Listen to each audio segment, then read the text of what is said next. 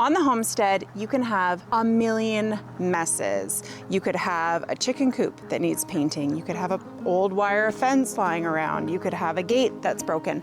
Like, the list of projects and things that are nagging at you can be very long. And I find the thing that gets between me and acknowledging these things, messes, projects, is the energy to see them, the time to deal with them, and the means to do it. Today, I called Grandpa and I said, can you take the kids to the lake because I just need one day to do some projects on the house. So, chicken coop, here I come. Now, I am not a person that does home renos. This is not a DIY channel. I don't know what I'm doing at all. This is not my wheelhouse. But the only thing coming between getting this done and doing it is me. So here I am, I'm gonna do it. Now I thought I would just paint it. I would just take this can of paint and just slap on the paint and paint it. But I realized I am going to brush it off because we mowed and you can't see it, but there's all these like sticky bits on here. So, I don't know, just gonna do that.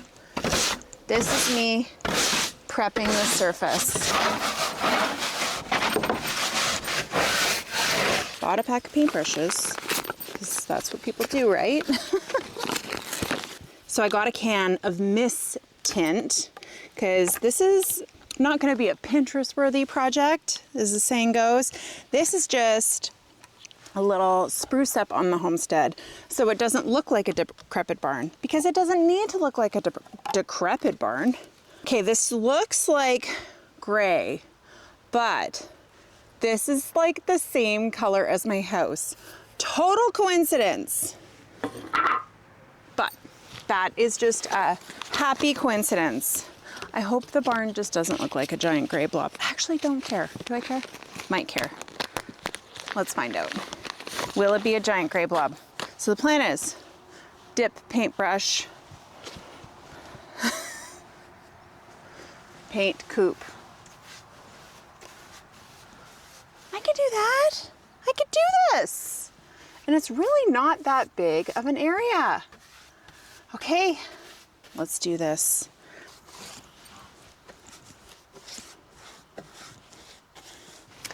If my property was tidy and everything painted and every gate worked and everything just looked really cute, not Pinterest worthy, but just like cute and nice. Sorry, even if I didn't grow any veggies in the garden, I just grew flowers and I had no weeds and I had a pond with a bench and happy geese and ducks, I would be happy.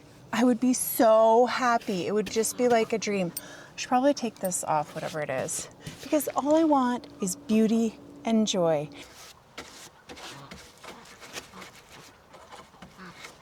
So I thought I would tell you about this chicken coop.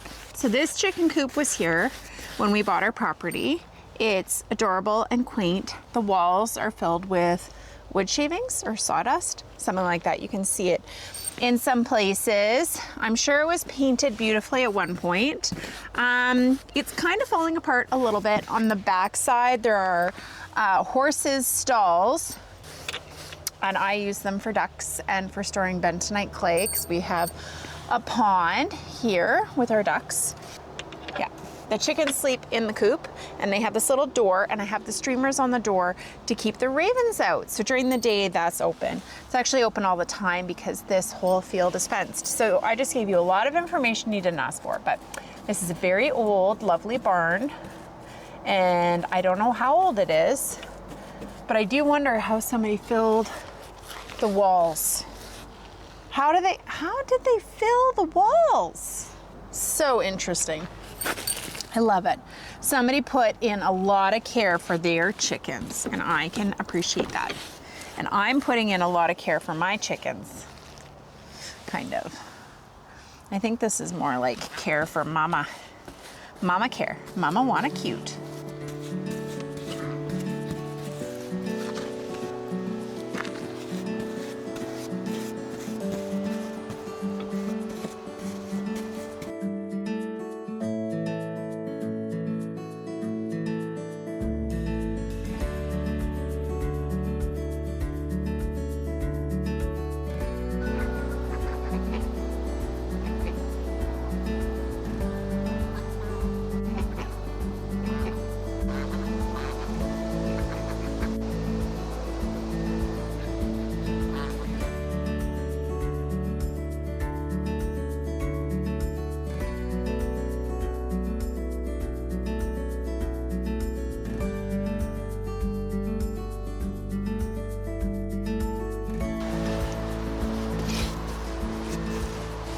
keeps threatening to rain. I've had a couple raindrops, but I just keep painting. And I'm almost done this can of paint. This takes a lot of paint, so I'm leaving it till the end in case I run out.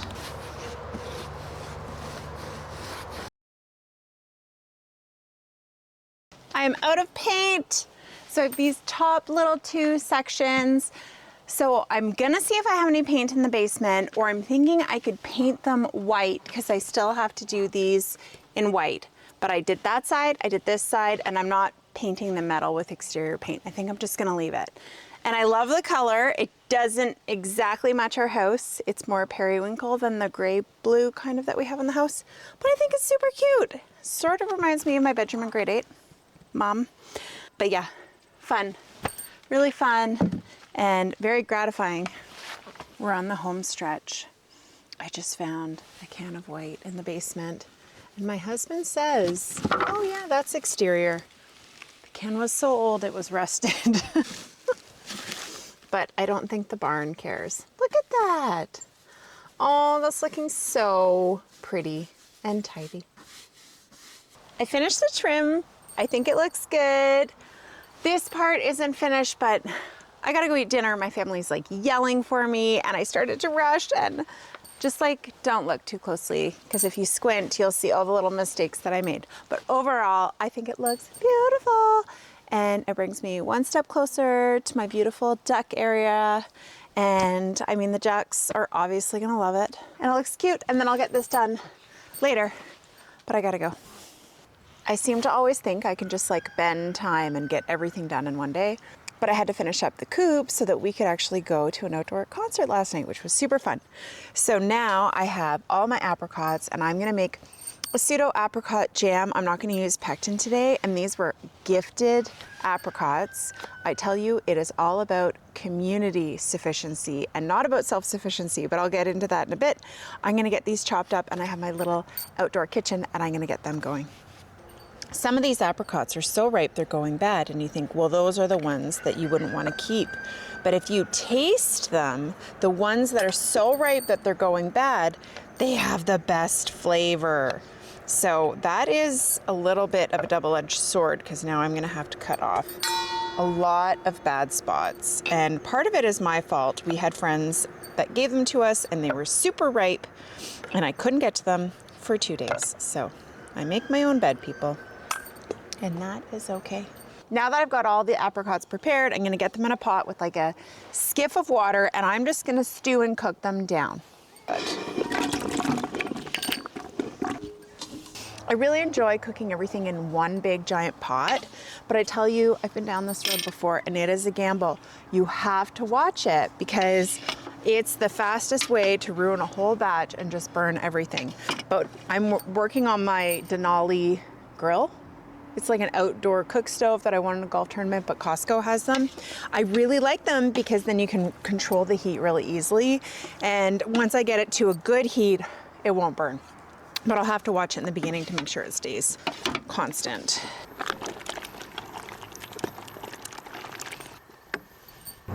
I was hoping that if I made this jam today, I would have enough to give back a jar.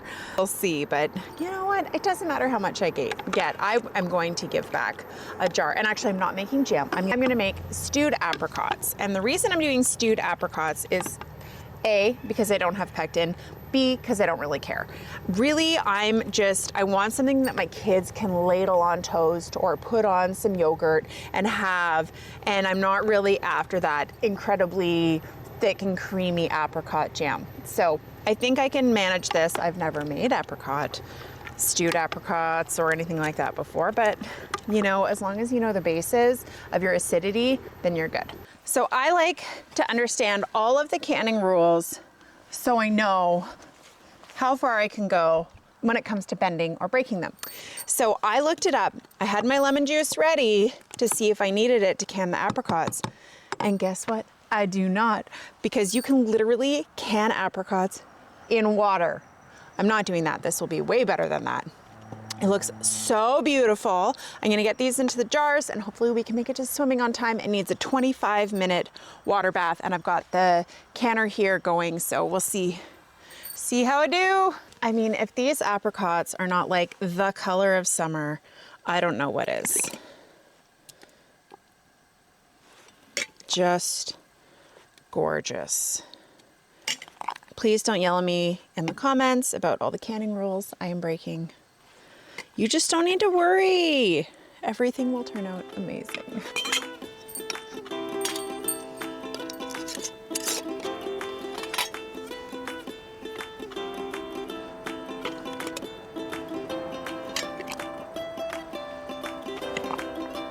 The other part of this equation is that I only have regular mouth jars.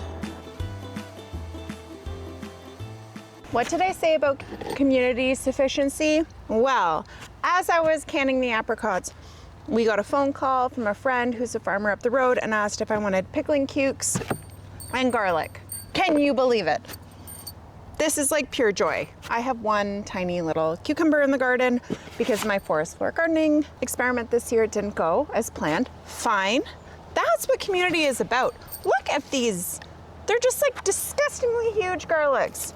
And these haven't even been out of the ground. Well, they've been out of the ground. They haven't even been picked longer than an hour. They're still like fresh on the end. I won't have time to can these before swimming today, but I will do it tonight. And I'm gonna go hang these right now.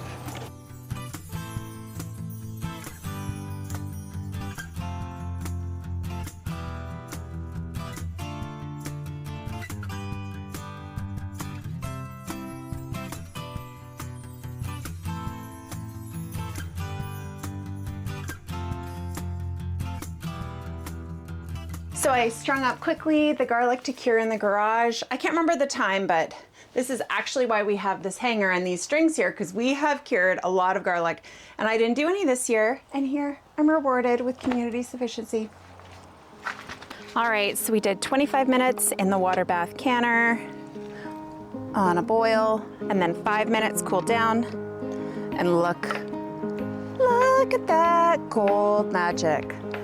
Just so beautiful. No lemon juice. And it says you could actually can them in water, which kind of sounds like they'd be disgusting, but I can't wait to have it on ice cream or on Greek yogurt or mixed into kefir, basically anything dairy, because I love dairy. And it has been a wonderful 2 days. Crossing projects off the list. I'm not looking at boxes of fruit that are messy or old chicken coops. I am looking at perfect joy and beauty, and I love it. I hope you have a wonderful day. Thanks for watching. Bye.